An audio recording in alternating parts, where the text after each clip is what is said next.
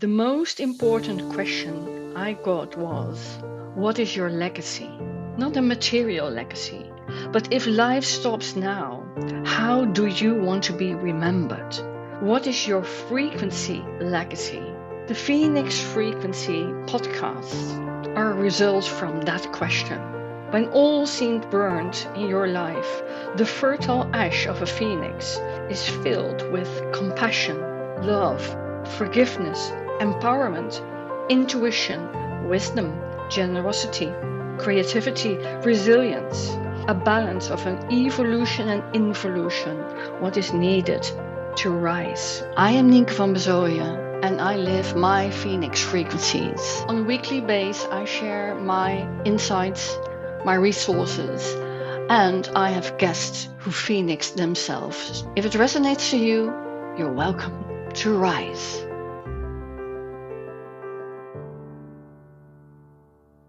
Welcome to the Phoenix Frequencies. Being the driver of your life's car, being the captain of your life's ship, being the pilot of your own plane. If life choices and decisions need to be made, it's time to start to have some conversations. Conversations with yourself to start with. Nowadays, we see another trend instead. We've drifted off from looking into the mirror, our own mirror of behavior. We want the ease, we want the perfect, we want picture perfect, based on what we feed ourselves with from our outer world. When we sense we might not reach the norm, imposter syndrome can knock on the door. Covering up how we occur can make us feel safer. Covering up, putting our makeup on, putting our mask on, only showing our successes in our feeds, making up our picture perfect to soothe ourselves. But what if that's not enough to make us feel more confident and insecurity takes over? There are several masks we can put on.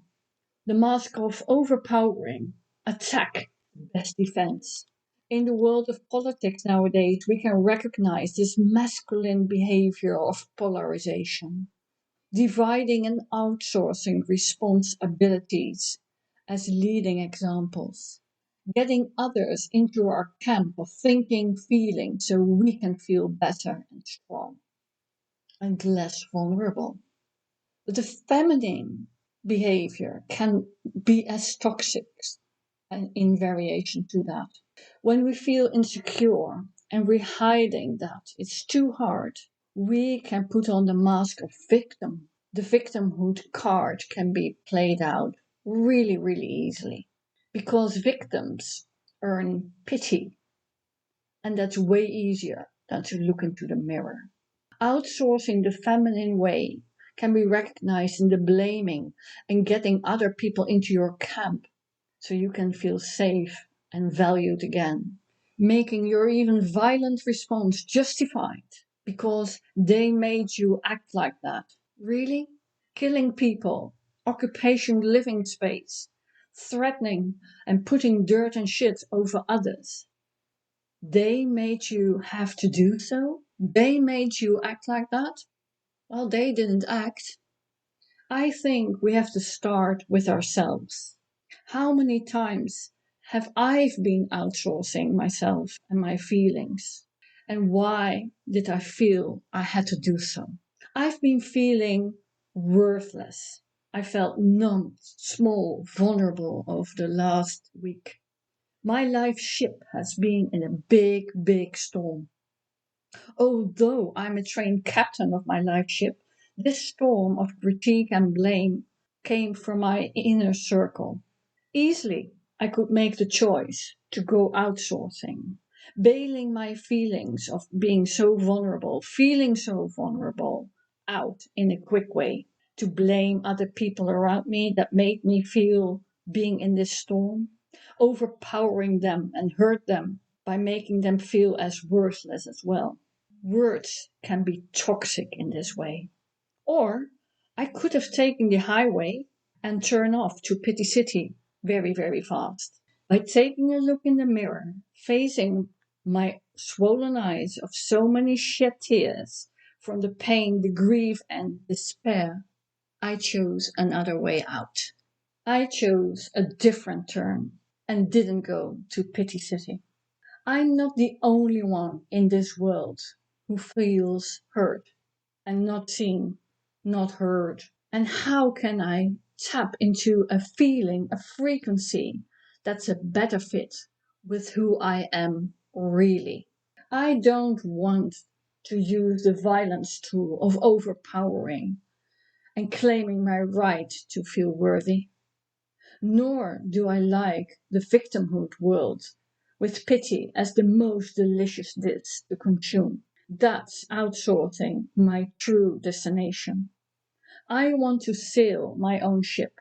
I can't be in charge how others feel or act or think about me. I can take ownership to give my best and the most authentic version of myself. But I'm not responsible how others will receive that. I don't know their history. I don't know their perspective. I just don't know. So don't outsource.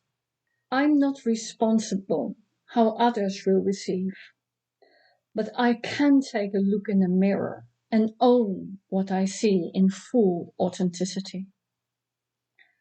That might not seem the easy way out in the storm, but at least with taking ownership of my own behavior, I stay out of outsourcing and stay true to what I stand for. You and I have a free choice in how we maneuver in life. Or we let others determine our storms and weather and make others in charge of our circumstances and give them the power of how we feel.